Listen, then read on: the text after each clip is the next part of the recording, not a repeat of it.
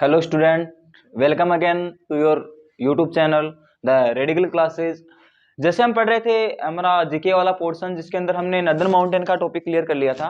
तो northern mountain के बाद में अभी हम डिस्कस कर रहे हैं आगे अपना नदर्न माउंटेन का एक पार्ट बच गया था जिसके अंदर हमने पढ़ रहे थे पूर्वांचल हिल्स। तो आज हम पूर्वांचल हिल्स के बारे में डिस्कस करते हैं। तो अपनी अगली हेडिंग है उसका नाम है पूर्वांचल हिल्स। पूर्वांचल हिल्स, ठीक है, इसको बोलते हैं पूर्वोत्तर पहाड़ियां।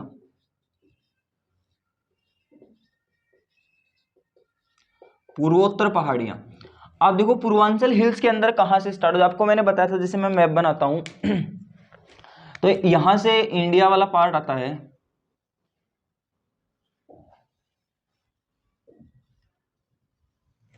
ये अपना इंडिया है,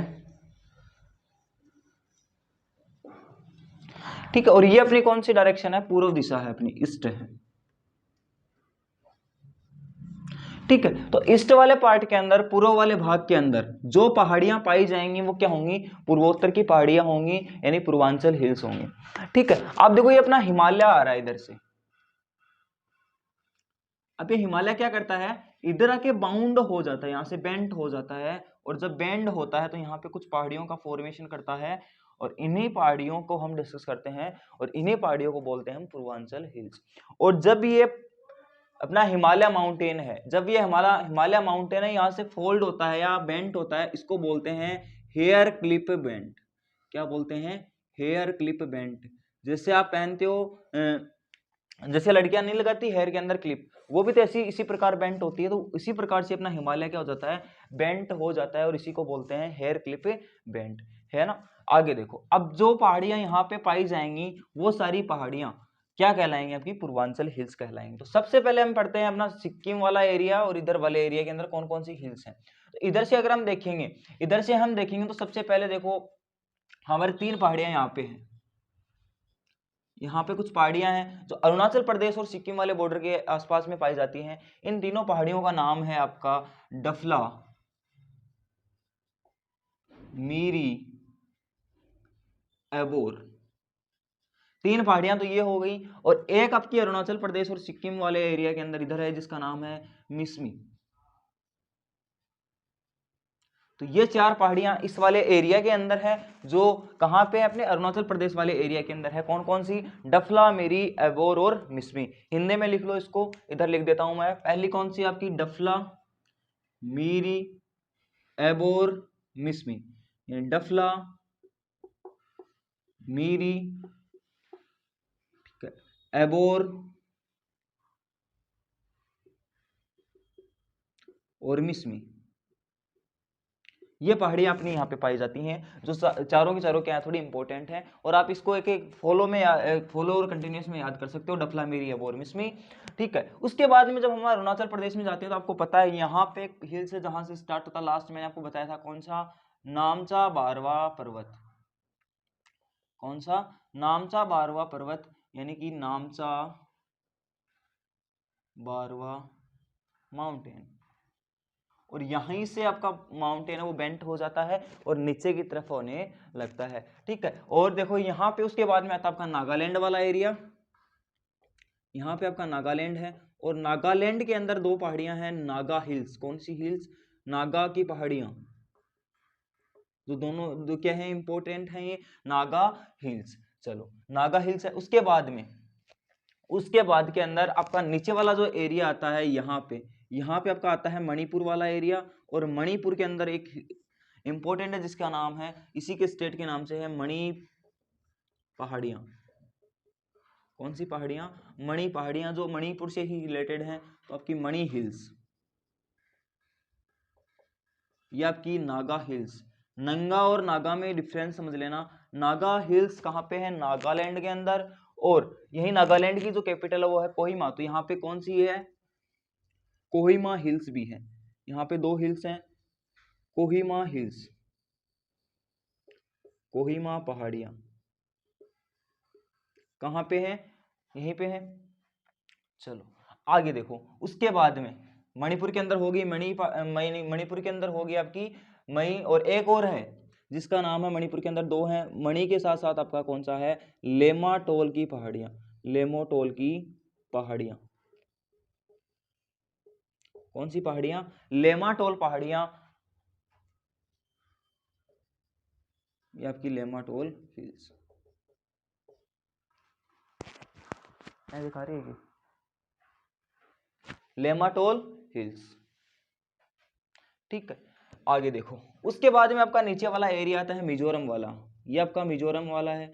और मिजोरम के अंदर आपको पता है कौन सी हिल्स हैं, मिजो हिल्स हैं। कौन सी हिल्स हैं, मिजो हिल्स। ये भी मिजोरम के नाम से आपको पता चल जाएगी कौन सी हिल्स, मिजो हिल्स। चलो आगे देखते हैं हम असम वाला एरिया। इधर असम के अंदर 3 इंपोर्टेंट हैं, ये असम वाला एरिया हो गया। इधर असम के अंदर दो इंपोर्टेंट है, जिसमें कौन कौन सी है आपकी, यहाँ पे लिख देता हूं मैं दोनों हिल्स। एक का नाम है ब्राइल हिल्स, ब्राइल हिल्स, ठीक है। एक आपकी असम के अंदर हो जाएगी मिकिर हिल्स, यानी बराइल की पहाड़ियां और मिकिर की पहाड़ियां दोनों कहां पे आपके असम के अंदर है, ये आपका असम वाला एरिया हो गया। ठीक है, उसके बाद में आगे हम डिस्कस करते हैं असम के बाद के अंदर यहीं पे आपका एक मेघालय वाला एरिया है। और मेघालय के अंदर 7 सिस्टर बोला जाता है ना, इनको 7 सिस्टर स्टेट्स बोला जाता है। तो मेघालय के अंदर जो पहाड़ियां हैं, मेघालय के अंदर जो पहाड़ियां हैं उनको बोलते हैं, 3 पहाड़ियां हैं यहाँ पे कंटिन्यूअसली, गारो, खासी और जयंतिया। कौन कौन सी, यहाँ पे लिख देता हूं मैं, मेघालय की पहाड़ियां कौन कौन सी होंगी, गारो, खासी, गारो, खासी और जयंतिया। तीनों हिल्स कहां पे हैं, यानी गारो, खासी और जयंतिया की जो हिल्स हैं, जयंतिया हिल्स है, वो कहां पे आपकी मेघालय वाले स्टेट के अंदर है। अब मेघालय वाले स्टेट के अंदर एक जगह है जिसका नाम है मौसिनराम, मौसिम राम और चेरापूंजी, जहां पे क्या होता है आपका सबसे ज्यादा रेनफॉल होता है। मौसिनराम,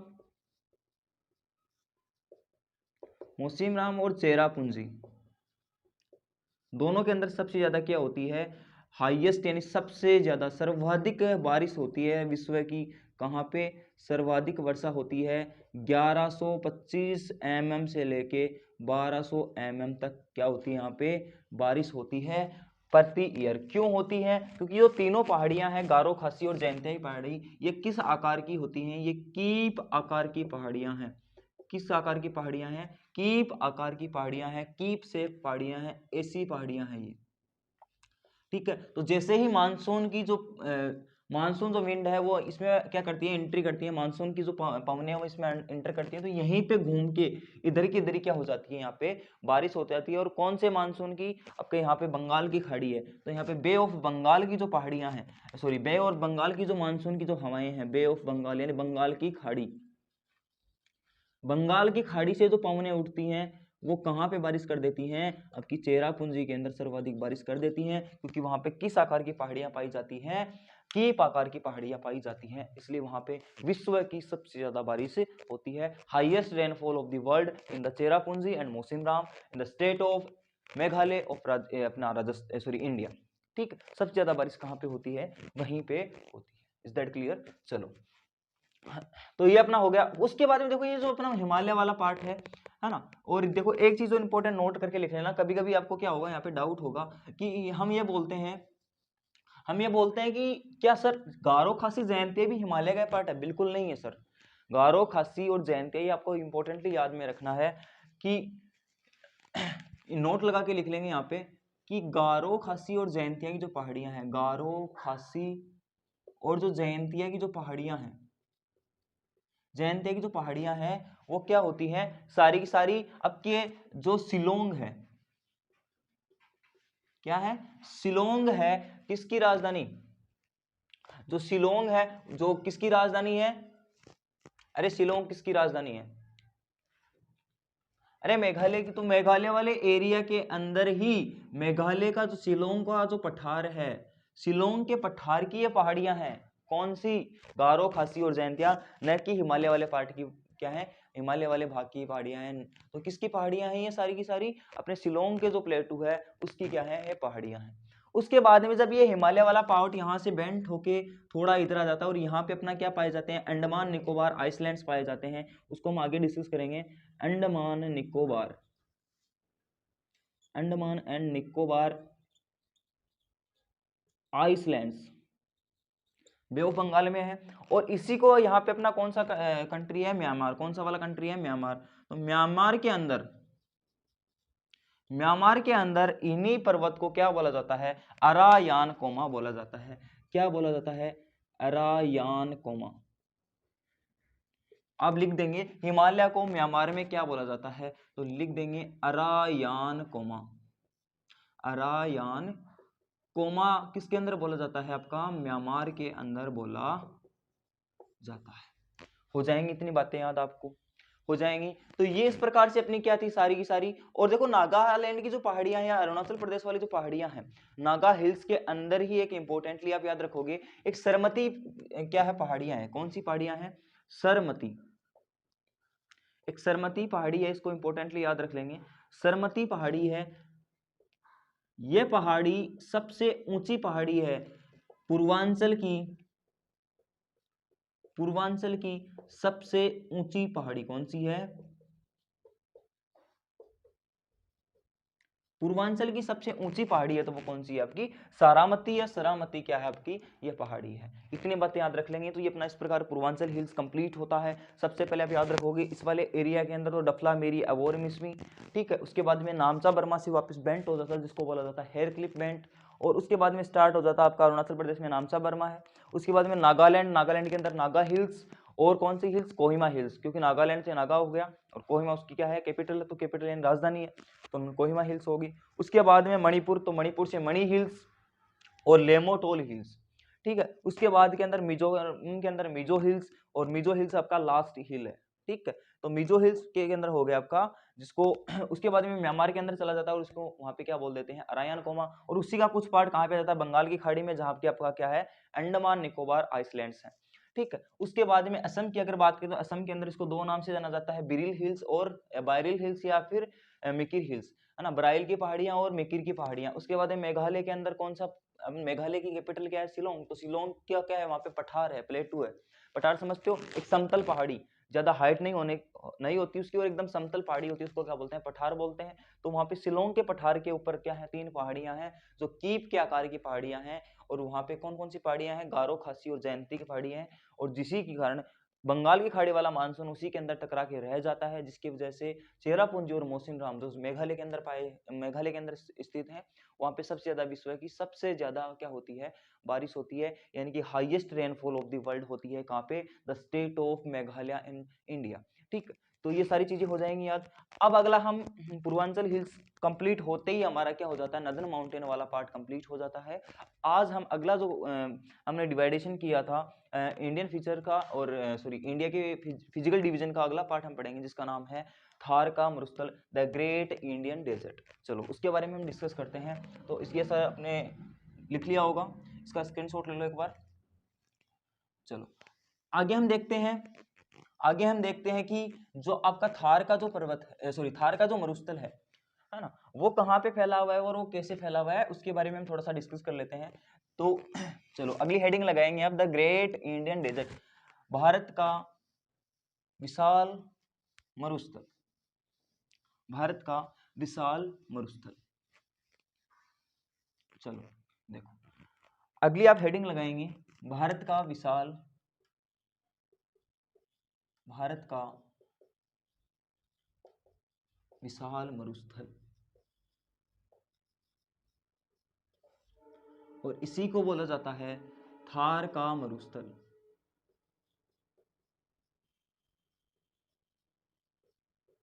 ठीक है, चलो हम देखते हैं the great Indian desert oblique desert of Thar. चलो देखो यहां से हम डिस्कस करते हैं, ये अपना क्या है, इंडिया है,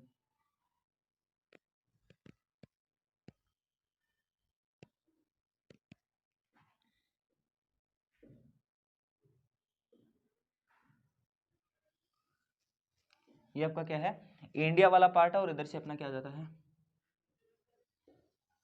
ठीक है, तो देखो यहाँ पे आपका स्टेट है जिसका नाम है पंजाब, सबको पता है। यहाँ पे आपका स्टेट है जिसका नाम है हरियाणा, और यहाँ पे आपका स्टेट है जिसका नाम है राजस्थान, और एक यहाँ पे आपका स्टेट है जिसका नाम है गुजरात। ठीक है, तो ये सारे स्टेट्स हैं। इसके बारे में अब देखो, जो थार का जो डेजर्ट है वो इन्हीं अपने जो भारत के इन्हीं स्टेट के अंदर यानी इन्हीं राज्यों के अंदर क्या फैला हुआ, आपका डेजर्ट ऑफ थार फैला हुआ है। ठीक है, यहाँ पे इस जो मरुस्थल को बोला जाता है वो बोला जाता है थार का मरुस्थल। क्या बोला जाता है? थार का मरुस्थल बोला जाता है।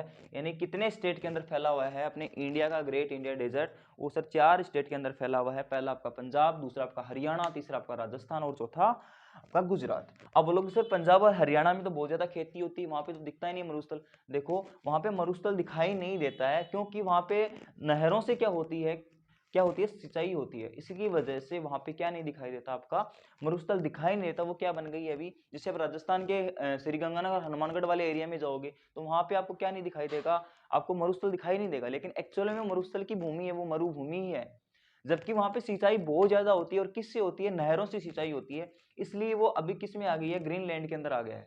लेकिन था तो एक मरुस्थल का ही पार्ट। तो इंडिया के अंदर जो मरुस्थल उसको बोला जाता है थार का मरुस्थल। और इंडिया के पास में एक कंट्री है जिसका नाम है पाकिस्तान, है ना। इसको तो कौन नहीं जानता, पाकिस्तान। और पाकिस्तान के इस मरुस्थल को बोला जाता है चोलिस्तान। क्या बोला जाता है? पाकिस्तान में थार के मरुस्थल को क्या बोला जाता है? चोलिस्तान बोला जाता है। ठीक है, और जो पंजाब, हरियाणा, राजस्थान और गुजरात के अंदर जो मरुस्थल फैला हुआ है उसको क्या बोल देते हैं हम? थार का मरुस्थल यानी थार डेजर्ट। इतनी बात क्लियर? तो आप ये तो समझ गए कि कहां कहां पे मरुस्थल है। ठीक है, अब इसके बारे में आगे हम कुछ डिस्कस करते हैं कि इसके बारे में और क्या इंपॉर्टेंट हमें पढ़ना है। देखो थार का जो मरुस्थल है, थार का मरुस्थल स्पेशली इंपॉर्टेंट इसलिए क्योंकि वहां पे हमें सिविलाइजेशन बहुत देखने को मिलती है, ओल्ड सिविलाइजेशन बहुत देखने को मिलती है। जैसे अपना क्या हो गया, अपना हो गया सिंधु घाटी की सभ्यता का एक पार्ट है जिसका नाम है कालीबंगा सिविलाइजेशन। कालीबंगा हो गया, पीलीबंगा हो गया, रंग महल हो गया और रंग महल। ये तीनों जो सभ्यताएं हैं वो कहाँ पे हैं? आपके राजस्थान के अंदर है। ठीक है, जैसे लोथल हो गया, लोथल आपका कहाँ? गुजरात के अंदर। तो लोथल की सभ्यता ये भी मरुस्थल के अंदर फैली हुई है। तो ये सारी इसलिए इंपॉर्टेंट है क्योंकि इसी मरुस्थल के अंदर ये सारी सभ्यताएं पाई जाती हैं। इसके बाद के अंदर देखो कुछ इंपॉर्टेंट है, जैसे राजस्थान के अंदर अगर मैं बात करूं मरुस्थल की, तो सबसे ज्यादा राजस्थान के अंदर इसका फैलाव है। और राजस्थान के अंदर इसका फैलाव है तो इसके यहाँ से क्वेश्चन बनते हैं कि राजस्थान में थार का घड़ा किसको बोला जाता है? राजस्थान के अंदर द पोर्ट ऑफ थार किसको बोला जाता है? तो यहाँ पे एक नलकूप है जिसका नाम है चांदन नलकूप, जो कालीबंगा सभ्यता के अंदर निकला था। कौन सी नदी के कारण? सरस्वती नदी के कारण, जो आजकल बहना बंद हो गई है और उसका अवशेष है जयपुर के अंदर अमानी शाखा नाला। तो उसी जो नदी है उसी का एक अप्रूप है। और इस यहाँ पे किस कैसा पानी मिलता है, कैसा पानी निकला था? मीठे पानी का। क्या है ये? मीठे पानी का नलकूप है। इसलिए इसको क्या बोला जाता है? चांदन नलकूप को क्या बोला जाता है? थार का घड़ा बोला जाता है। ठीक है, उसके बाद में अगर मैं बात करूं कि थार की गंगा कौन सी नदी है? थार की गंगा, तो थार की गंगा भी अभी मैंने नाम लिया था, कौन सी नदी है? सरस्वती नदी है, या इसी का दूसरा नाम है बाण गंगा नदी। हो जाएगा याद। इसी का दूसरा नाम है द्रव्यवती नदी। तो अब इतना आपको डीप में जाना नहीं है। तो ये कौन सी नदी हो जाएगी? थार की गंगा हो जाएगी आपकी सरस्वती नदी। ठीक है, अब देखो यहाँ पे एक इंपॉर्टेंटली घास पाई जाती है जिसका नाम है सेवण घास। थार के मरुस्थल में घास पाई जाती है, सेवण घास। और ये घास किसके लिए है उत्तरदायी है? ये गोडावण की क्या है? गोडावण जो अपना राजकीय क्या है? पक्षी है। उसकी गोडावण राजस्थान की राजकीय पक्षी है। गोडावण की जन्मभूमि माना जाता है इसको। क्या माना जाता है? गोडावण की जन्मभूमि माना जाता है। किसको? सेवण घास को। क्योंकि गोडावण सेवण घास में ही क्या देता है? आपका अंडा देता है और वहीं भी उसका क्या होता है? जन्म होता है। इसलिए सेवण घास को गोडावण की क्या बोली जाती है? जन्मभूमि बोली जाती है। Is that clear? हाँ। और देखो अब जो राजस्थान के अंदर जो फैला हुआ है वो कितना फैला हुआ है? ये अपना भारत के अंदर 61.11% मरुस्थलीय पार्ट है। कितना है? 11.61 पार्ट टोटल है ये मरुस्थलीय पार्ट। और अगर एक्चुअल में बात करूं, ये आपका क्या है? कुल है। ठीक है, और अगर मैं बात करूं वास्तविक में कितना है, तो वास्तव में 58.67 परसेंट क्या है वास्तविक मरुस्थल है। सर ये कैसे हो सकता है, आप एक बार बता रहे हो वास्तविक मरुस्थल और एक बात बता रहे हो कुल मरुस्थल। देखो आपको यहाँ पे ये चीजें जानने से पहले आपको एक चीज ध्यान में रखनी होगी जिसका नाम है मरुस्थल का मार्च। क्या याद रखना होगा, मरुस्थल का मार्च। अब ये मरुस्थल का मार्च क्या होता है वो देखते हैं। मरुस्थल का मार्च होता है मरुस्थल का आगे बढ़ना, क्योंकि आपको पता है राजस्थान और गुजरात से यहाँ से क्या निकलती है आपकी अरावली हिल्स निकलती है दिल्ली तक, अरावली की पहाड़ियां निकलती है। अब देखो जैसे ही यहाँ से क्या आएगा, कोई तूफान आएगा तो ये मरुस्थल की मिट्टी को उठा के लेके जाएगा कहाँ पे, यहाँ तक, और कहाँ उन पहाड़ियों से टकराएगा और वहीं पे वो मिट्टी क्या हो जाएगी, जम जाएगी। तो ऐसे ऐसे हुआ तो मरुस्थल का क्या हो गया, निर्माण हो गया, और 3% क्या हो गया, मरुस्थल बढ़ गया वहां पे। यानी मरुस्थल का 3% आगे तक बढ़ना क्या हो गया, मरुस्थल का मार्च। तो मरुस्थल का मार्च का मतलब होता है आगे बढ़ना, मरुस्थल का आगे बढ़ना। जैसे आर्मी वगैरह में परेड वगैरह में नहीं करवाते मार्च, स्कूल वगैरह में मार्च करवाते हैं, तो वही मार्च है, ठीक है। आगे बढ़ना इसका मतलब होता है। अब देखो एक्चुअल में देखो सबसे ज्यादा मार्च कहाँ पे हुआ है, सबसे ज्यादा मार्च हुआ है आपका जैसलमेर का एक जिला है जिसका नाम है, तहसील है जिसका नाम है नाचना तहसील। नाचना तहसील के अंदर सबसे ज्यादा क्या हुआ है, मरुस्थल का मार्च हुआ है। आप राजस्थान जीके के अंदर भी ये चीजें डिस्कस करोगे, ठीक। सबसे ज्यादा मार्च नाचना तहसील में हुआ है, और सबसे अधिक सबसे पहले कहां से स्टार्ट हुआ था, सम तहसील से स्टार्ट हुआ था। यानी सम तहसील तो पूरा बना ही आपकी किससे है, मरुस्थल के मार्च से या मरुस्थलीकरण से बना है, ठीक है। अब देखो इसी मरुस्थल के अंदर अपना सबसे शुष्क स्थान जिसका नाम है फलोदी। फलोदी कहां पे है, जोधपुर में है। तो फलोदी आपका शुष्क स्थान है। फलोदी कहां पे आपका, राजस्थान जोधपुर में है, सबसे शुष्क स्थान है। और यहीं पे आपका पाया जाता है काजरी, क्या है, काजरी संस्थान का अगर मुख्यालय पूछे आपको तो कहां पे आपका, फलोदी के अंदर है। और काजरी का मतलब होता है शुष्क वन अनुसंधान केंद्र, ठीक है। शुष्क भूमि अनुसंधान केंद्र कहां पे आपका, फलोदी के अंदर बना हुआ है। और वो कहां पे है, राजस्थान जोधपुर के अंदर, और इसी मरुस्थलीकरण वाले पार्ट के अंदर है। वहां पे क्या किया जाता है, शुष्क कैसे हम उसको क्या, जो मरुस्थलीकरण उसको कैसे हम रोक सकते हैं, उन सारी चीजों का हो सकता है। और यहीं पे अभी आपको इंपॉर्टेंट याद रखना है, कौन सी नहर के द्वारा सिंचाई होती है। तो यहाँ पे एक नहर आती है जिसका नाम है इंदिरा गांधी नहर परियोजना। यहाँ से अब एक नहर गुजरती है जिसका नाम है इंदिरा गांधी नहर परियोजना। इंदिरा गांधी नहर परियोजना से आपके पश्चिमी राजस्थान में क्या होती है, सिंचाई होती है। कौन सी नदी द्वारा, सतलुज नदी और भाखड़ा नांगल बांध से इसको लाया गया है। और भाखड़ा नांगल बांध कहाँ पे आपका, हिमाचल प्रदेश, राजस्थान और पंजाब हरियाणा वाले पार्ट को क्या करता है, वो सिंचाई से सिंचित करता है। तो ये अपना मरुस्थली पार्ट था, कुछ इंपॉर्टेंट आपको याद रह गया होगा। और उसके बाद में गुजरात के अंदर कच्छ के रण तक क्या फैला हुआ है, आपका मरुस्थल फैला हुआ है। और आपको एक बात और बता दूं कि गुजरात का पुराना नाम क्या था, गुजरात्रा था। क्या नाम था, गुजरात्रा था। और किसने दिया था, चीनी यात्री ने दिया था। चीनी यात्री वेंगसांग ने दिया था। चिंगचोंग टिकटोक साला वो यही। और किसके टाइम में आया था, अपने इंडिया में हर्षवर्धन के समय पे आया था। तो आपका वेंगसांग चीनी यात्री वो किसके शासनकाल में आया था, हर्षवर्धन के शासनकाल में। और उसी ने गुजरात का नाम क्या दिया था, गुजरात्रा। क्यों दिया था, क्योंकि वहां पे कौन सी जाति ज्यादा निवास करती थी, गुर्जर जाति वहां पे ज्यादा थी, इसलिए उसका क्या नाम दे दिया, गुजरात्रा नाम दे दिया। इस प्रकार अपना मरुस्थलीय पार्ट ये फैला हुआ है सारा। और इस मरुस्थल को हम फिर से दो भागों में बांट देते हैं, शुष्क और अर्धशुष्क मरुस्थल। शुष्क मरुस्थल और अर्धशुष्क मरुस्थल, जहां पे बारिश 50 से 100 सेंटीमीटर होती है उसको बोल देते हैं शुष्क मरुस्थल। और जहां पे 100 से 125 सेंटीमीटर की बारिश होती है उसको बोल देते हैं अर्धशुष्क मरुस्थल। क्या बोल देते हैं, शुष्क मरुस्थल, और उसको बोल देते हैं अर्धशुष्क मरुस्थल। और जो शुष्क मरुस्थल होता है वहां पे क्या पाए जाते हैं, बालू का स्तूप पाए जाते हैं। क्या पाए जाते हैं, बालू का स्तूप पाए जाते हैं। और इन्हीं को बोला जाता है धोरे या टिल्ले। क्या बोला जाता है, ढोरे या टिल्ले, या इसी का दूसरा नाम है धरियन। तो आपको अगर पूछ ले, ये क्वेश्चन एसएससी में आया है कि धरियन का संबंध किससे है, तो आप बता देंगे राजस्थान या फिर थार के मरुस्थल में पाए जाने वाले मिट्टी के ऊंचे ऊंचे टिल्लों को क्या बोला जाता है, धरियन या धोरे बोला जाता है। और ये इन्हीं को दूसरा नाम है बालूका स्तूप। या ऐसे क्वेश्चन आ सकता है कि थार के मरुस्थल में बने बालूका स्तूप को क्या बोला जाता है, तो आप बोल देंगे धरियन, धोरे या फिर टिल्ले बोला जाता है। उसके बाद में थार की गंगा किसको बोला जाता है, सरस्वती नदी को बोला जाता है। उसके बाद में घास कौन सी पाई जाती है, सेवन घास पाई जाती है। कौन सी सभ्यताएं यहाँ पे पैदा हुई हैं, तो कालीबंगा, पीलीबंगा और रंगमहल। गुजरात के अंदर आपका लोथल वाला एरिया आ गया, ठीक है। उसके बाद में 61.11% का कुल मरुस्थलीय पार्ट है। उसके बाद में 58.67% वास्तविक मरुस्थल है। और ऐसा क्यों है, क्योंकि मरुस्थल का मार्च होता है। और कहाँ पे हुआ सबसे ज्यादा, नाचना तहसील में।